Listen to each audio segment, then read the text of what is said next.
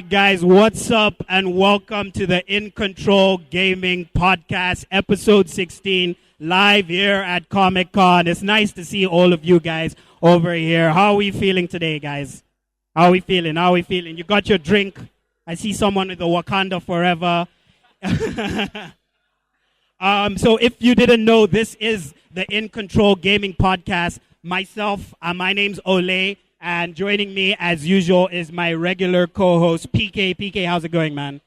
How you doing, everybody? And welcome to the InCntrl podcast.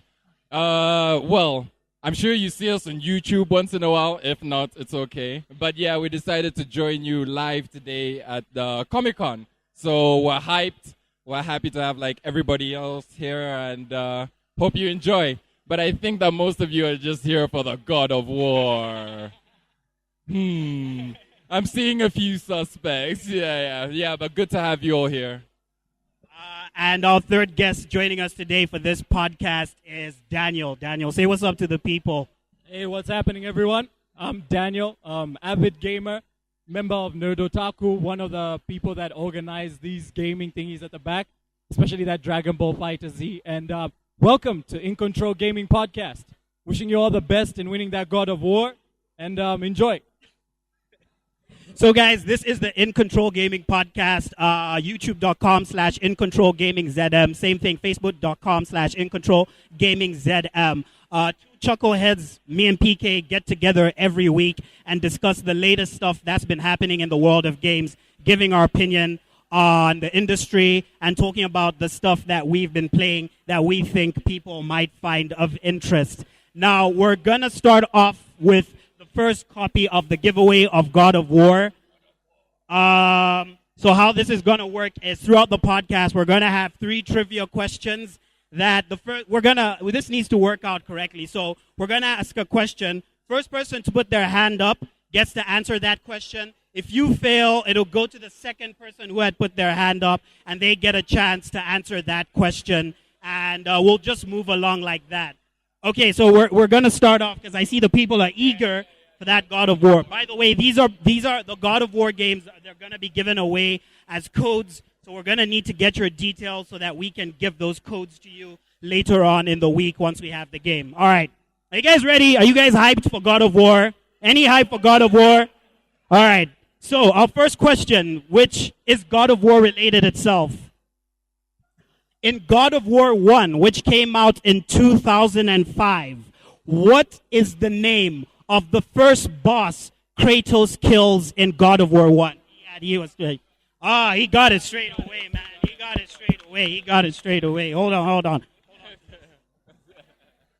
Let's get into the podcast itself. It's all not just giveaways. We are here to talk about video games. So let's start off with our last section during the usual pod, which is what we've been playing lately. Patrick, what have you been playing on your old PS4 lately? Well, you can already see that I'm repping the hat. Yeah, I've been in Origins for a good 20 hours now. And Assassin's Creed Origins. Is anybody else playing Assassin's Creed Origins? Yeah. You're enjoying it. Yeah, it's a really good game, and it's huge. The battle mechanics are absolutely fantastic. It did Ubisoft some good to take a break from the yearly releases. And as soon as they came back with Origins, it seemed like they were comfortable. They reformed the combat system. They reformed the character. And I feel like Bayek is even better than Ezio. And I'm even scared of saying that because Ezio is like my favorite Assassin's Creed character. But otherwise, it's like a really, really good game. And in terms of historical accuracy, because, I stayed there for some time, really accurate. I mean, Cleopatra, because it takes place between 47 and 49 BC. So the game itself is just fantastic and it looks amazing. So that's what I've been playing for now. Yeah. Daniel, do you want to tell people what you've been playing lately? Sure thing. So I've been playing Dota and Warframe, as well as another game called Battletech. So Battletech, I doubt many people have played it. Has anyone even heard of Battletech? Oh, hey, nice, awesome. So BattleTech is a computer RPG with it's turn-based, and it came out recently from the makers Paradox. They're big in PC RPGs, and for anyone who follows esports, Dota is like one of the big esport games out there. They have the biggest prize pool. Last year we had a prize pool of about $18 million.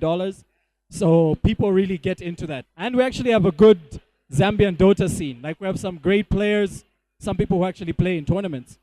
Unfortunately, I don't think I see him here today. Yeah.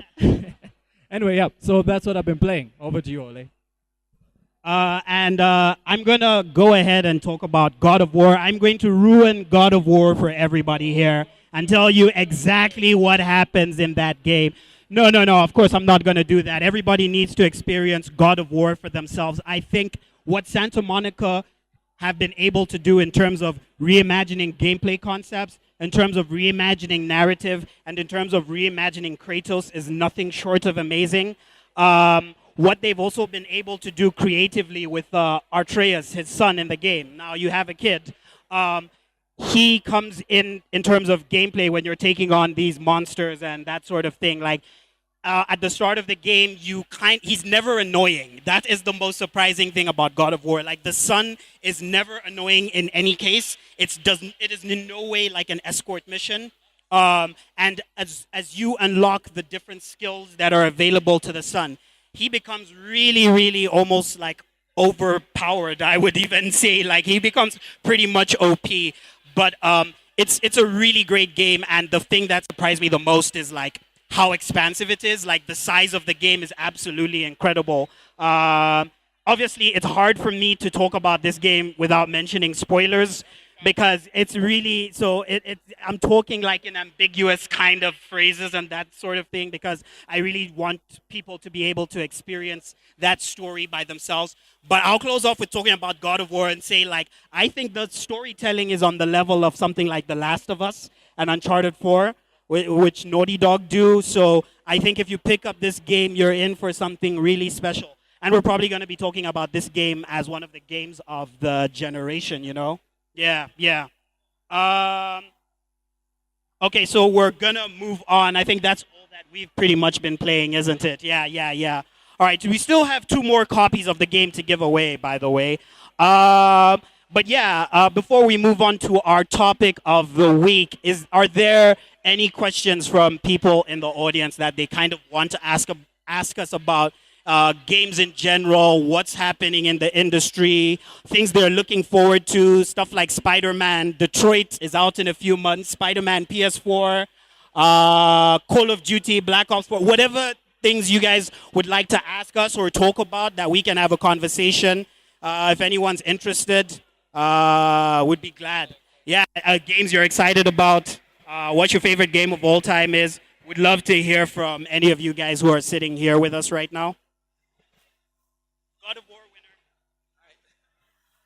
I just wanted to find out. I'm a fan of the Final Fantasy series, but I have no idea what the recent one is about. Like, what's your take on it? Is it better than, what's the one everyone knows? 7, 15, yeah.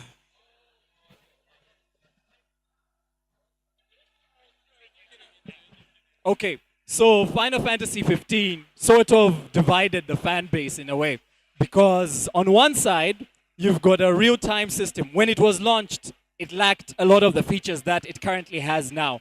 So with 15, you have to look at it in 2 ways. There's the vanilla one, there's the current one, and then there's the comparing it to the old school ones. So the vanilla one, I'll start with the shortfalls. You could only use Noctis alone. You couldn't switch characters, which put off many veterans. Like, they did not like that. Magic no longer uses MP. They went back to drawing from crystals, like you do in Final Fantasy VIII. Yeah. And that as well kind of put people off. But then we come to the good stuff. The summons, they went back to the epic, big, almost like city-wide introduction level summons. Absolutely beautiful. Graphics, it looks amazing, keeps up the Final Fantasy standard. When you compare it to 7, it's very difficult. It's very different, but it does have like the level of themes that 7 has, in that Most of the game starts in one place and makes you think that's the only place, but then it breaks out into a nicer area. At its current level, the game is much, much bigger. They patched in the ability to switch to characters, so it's much better. Then they also modified some of the story at the end because initially people were not impressed. There was a section where it looked like they just ran out of ideas and they made you go through corridor after corridor after corridor. It was nightmarish, but now it's gone. The game is pretty decent. So in its own right, it's a good new Final Fantasy, but in my personal opinion, I still prefer the Final Fantasy 12 type of setup. Yeah, Final Fantasy 10 and them are amazing. I hope that answered that. Yeah. Anybody else got any questions that they want to ask? Anybody interested? No? Yeah, back here? All right.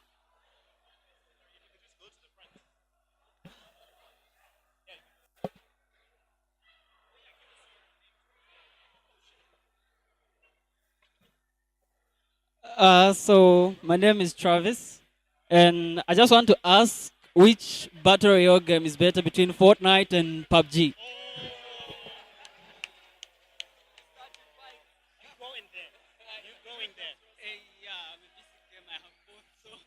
All right, Travis out here with the controversial questions. Thank you, Travis. PK, PUBG or Fortnite? We've played a lot of Fortnite together. We've squatted up. But I have to make a confession. I don't own a powerful PC or an Xbox One. So I have only played PUBG on mobile. My explanation is largely in experience. But I think that personally, I actually think I would prefer PUBG. Even though I've only played the mobile version. The building aspect of Fortnite is very cool, but people have become way too good at building, way too quick. And the way people are able to build so quick is intense, especially once you're in the last 10. So I like the tense feeling of PUBG a bit more versus the action side of Fortnite. So that would be my thing. Yeah. Just to top onto what you were saying is that the building aspect of Fortnite sometimes gets a little bit ridiculous, especially when you reach in the final 10. And there are some times where you can hide away for a really, really long time. And I don't know if that's totally possible in PUBG because obviously I haven't played it. But I would still go with Fortnite simply because of the way it looks and the way it feels when playing. I still like the aesthetics of Fortnite. So to answer your question, in my opinion, Fortnite. But I don't want that to start any fights, eh? Any other questions out there for us? Anybody else want to ask? Sorry, man.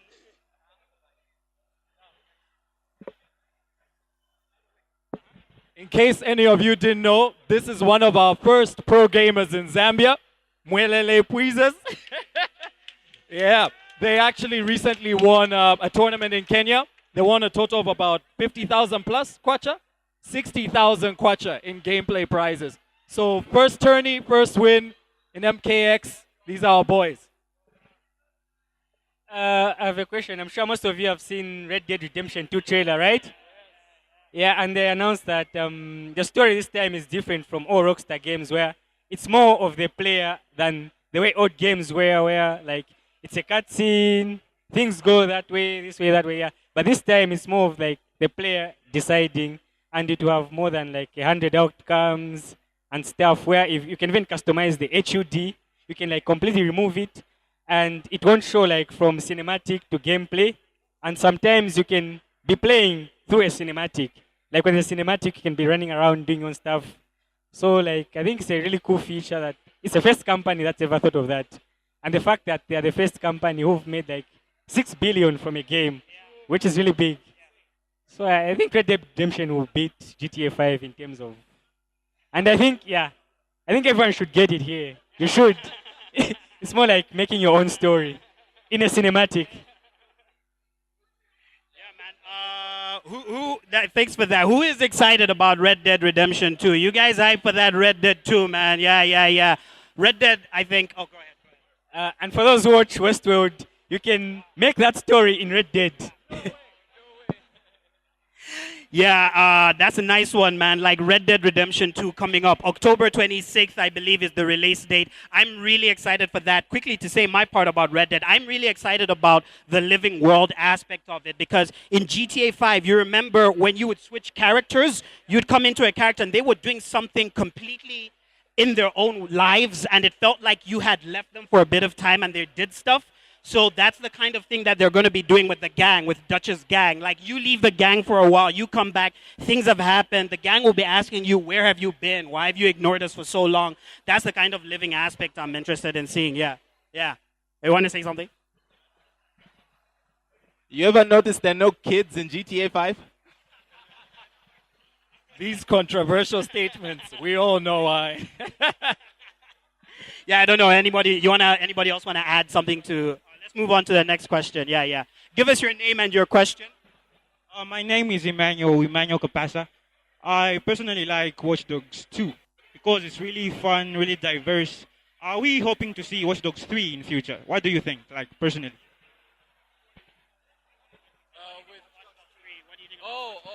Yes, actually we've been hearing some rumors about Watch Dogs 3 and the whole Cortana is going to be integrated in, with an AI with Watch Dogs 3.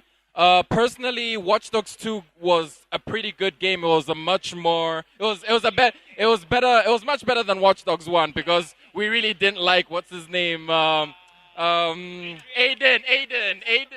Yeah, he was pretty boring and it seemed like the quality as well of the game was really downgraded compared to what we're seeing in gameplay in Watch Dogs 1. Watch Dogs 2, Marcus was a really likable character. The gadgets were easier to use. And the world itself just felt a little bit better. So Watch Dogs 3, well, Ubisoft have to make sure that the map is large enough and the side quests are interactive enough. Because when it comes to open world games now, we all know what we expect. We want a little bit more, we want a little bit more integration. We want side quests that are meaningful. So Watch Dogs 3, I don't doubt that Ubisoft will let us down, especially with the fact that they've been they've been improving over the years. So. Oh, yes. That's a good point, actually, Daniel. He said that the side quests in Assassin's Creed Origins were huge and they were very carefully put together. So Ubisoft have been hearing our complaints about your dry side quests. So I have no doubt that Watch Dogs 3 will be a really good game. All right, thanks for that. Anybody else got anything they want to ask us?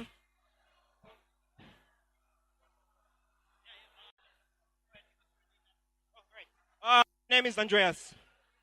Okay, so as I was asking these guys, has anyone ever noticed how in Watch Dogs 1, Aiden's sister, was it Lena or something? I don't remember. But she had the same last name as him, and so did her kids, both kids.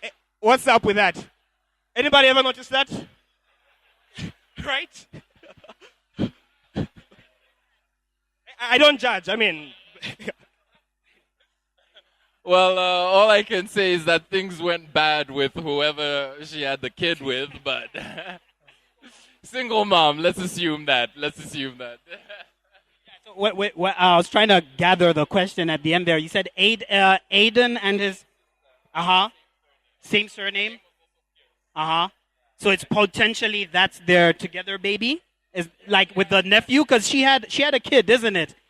She had 2 kids, right? Yeah, I don't know why we didn't raise more questions about that back in 2014 when Watch Dogs 1 came out, because that is, there's room for questions there. I'm not sure how I wanted deep into this hole, to be honest. All right.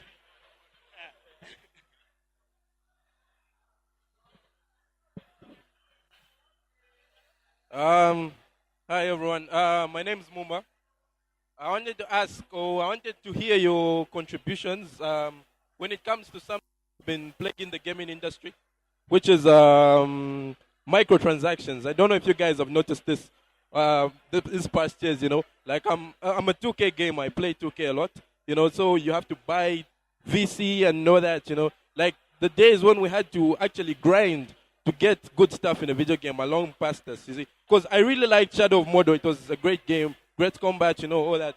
Then I was anticipating Shadow of War, but the loot boxes, the microtransactions, the kind of thing where they release the game, but they don't add everything to the game, then you have to buy add-ons, even just Injustice 2, EA is the culprit for this one. EA is like, for Star Wars Battlefront, something that should have been a great game, something that should have been remembered.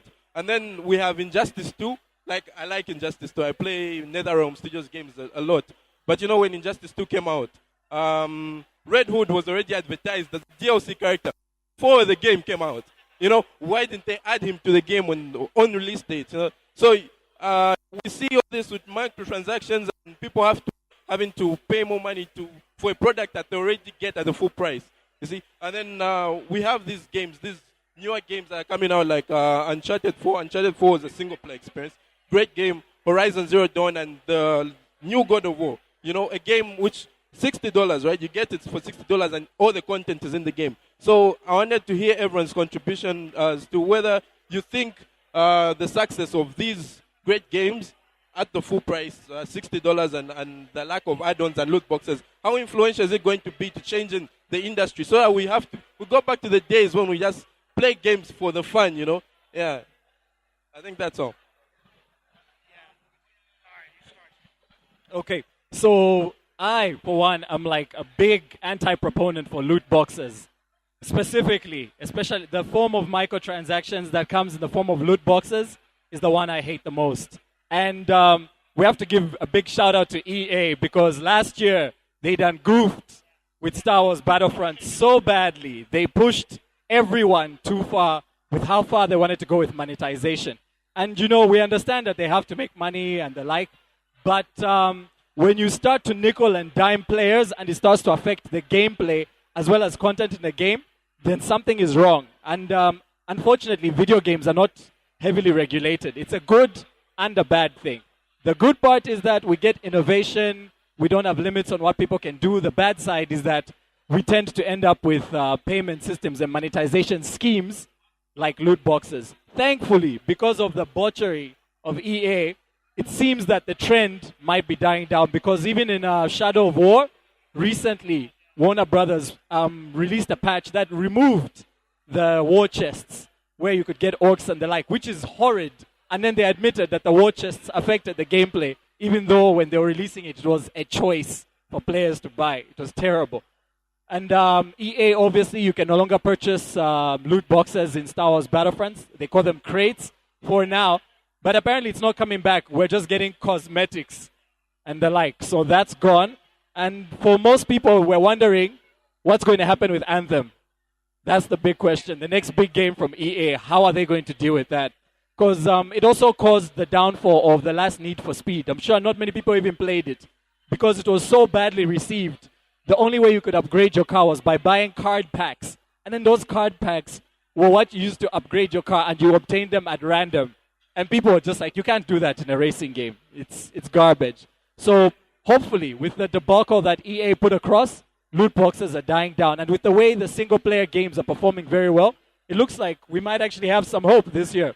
Since 2017, 2018, we've actually had a good list of single players. Nier Automata, Persona 5, Final Fantasy itself didn't have garbage systems in it. So there is hope. And then also, because of how bad loot boxes have been getting, it seems that some governments are taking an eye at them. So the Netherlands recently passed a law that in some games they have to adjust the way the loot boxes are. These are the free-to-play games, the biggest culprits in these monetization schemes. So it seems the gaming industry going forward has to be more careful with how they're going to monetize these things, because now they have got the eyes of like everyone watching them. All right. Some of the money, not all of the money. That is what we need to scream to these publishers. You just need some, you don't need all. But I mean, it's greed, it's pure greed. All right, so can we move on to our next second giveaway of God of War. Are you guys ready for this question? Remember, first show of hands. First hand that goes up gets to answer the question first. Second hand, if the person fails, on and on like that. So the second question, this is for God of War on PS4. What was the first ever video game home console system? What was the first ever video game home console system? I think he had his hand up first. Pong.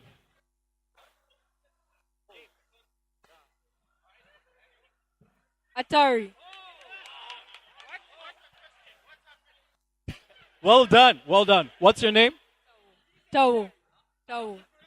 All right, Tabo. Well done. Sorry, 2600, yeah? He got it. All right, come up. Well done. So he gets an IncntrolGaming God of War Edition t-shirt. We're going to get your details after the podcast because we have God of War as a code, and we'll give it to you as well. Congratulations, man. Congrats.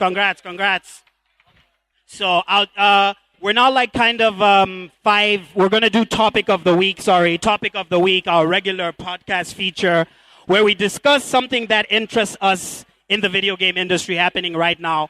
And we thought like for Comic-Con, with everything, with how much time has passed since the PS4 and Xbox One came out, along with the Switch, you can't forget the Switch came out last year, I want us three to kind of name and quickly go over our two favorite games this generation, as well as like anybody else who wants to name their two favorite games that they've played this generation since 2013, right? Yeah, so PK, you want to start us off with your two games? Mass Effect 3. I'm kidding.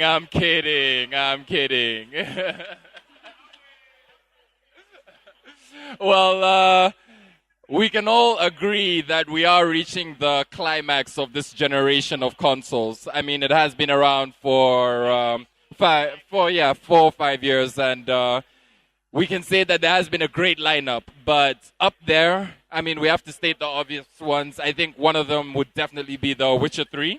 Has to fall up there. Yeah. And after The Witcher 3, I'm going to go out on a limb here. I mean, I haven't played it yet, but it's safe to say that God of War, with an honorable mention of The Last of Us, in terms of storytelling, yeah.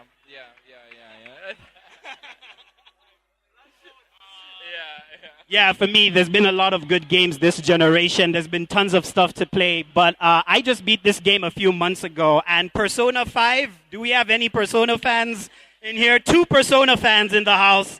Oh, yeah, we got 3. 4, 5. Yeah, Persona 5 as a JRPG, I would encourage everybody like who's listening to us right now, like, even if you haven't played a JRPG before, go out and get Persona 5. It's a Japanese game. You're a Japanese kid going to high school. You have to make friends. You have to develop these social relationships with people around you in this town. And then at night, you're bringing down grown adults doing really bad things to Tokyo, politicians, people running businesses, people doing terrible things at your school. And I just think Persona 5 is a genuine masterpiece. I put 160 hours into that game, which is ridiculous. And then I'll say my second favorite game this generation. You said The Witcher 3, so I'm going to give a shout out to Horizon Zero Dawn. Just because I love Guerrilla. I've loved them ever since Killzone 2, and I don't think they've ever really got the respect that they deserved. But once they came out with Horizon, it catapulted them to a different level. So definitely that. Yeah. All right. Okay, so for me, it seems like everyone's just eating all the good games, huh? Now, my two favorite games this gen the first one, Bloodborne. I love that game. Platinumed it, suffered through the horrors of it. Amazing game. Beautiful thing. And I would have to say my second would have to be Divinity Original Sin 2. Most people haven't heard of it, but it's a turn-based strategy game, RPG. The freedom in that game is just unmatched. The number of scenarios you can solve just by talking or basically killing everyone is just beautiful. Like, you could do what you want. Turn people into a chicken, cut his foot, and watch him bleed out. Beautiful things like that. So those are my two favorite games of this gen. All right. All right, guys. So we got 2 more questions for the giveaway of God of War. One of these is actually surprisingly easy. I'll be shocked if you can't get this right. Okay, so for our two final trivia questions for God of War. First question, first hand that goes up gets to answer. In what video game did Mario first appear?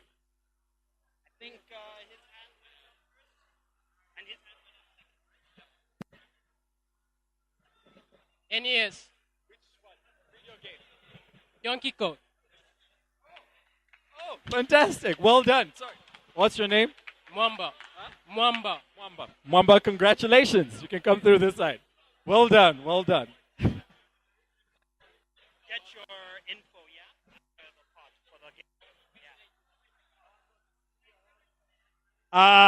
And I'll go for the Metal Gear question. All right, and we got one more question before we wrap up for God of War, guys. Get hype, get hype. Who's hyped to get this game? All right, this one should be easy as well.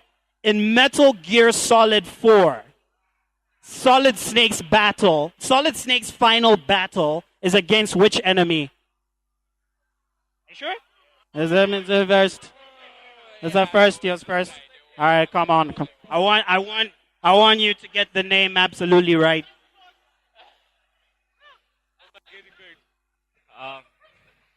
Liquid Snake. Solid. Ralph. Hey, Superman. Oh, so you both saw? No?